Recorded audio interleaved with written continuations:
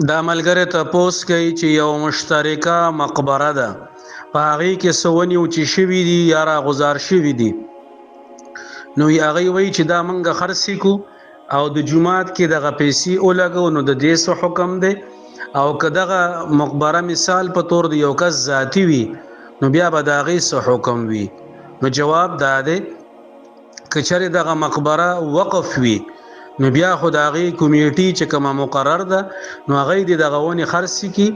او د مقبرې په ضروریاتو د دغه پیسې ولګوي مقبرې ته دیوال کول غواړي یا د هغې د حفاظت دپاره کار کول دي یا کاغه مقبره لګوي نور ځمکه اخیستل وي نو هغې د فنډ وساتي او کنه دغه مقبره د ذاتی وي نو بیا چې د چا ده د هغې دغه پیسې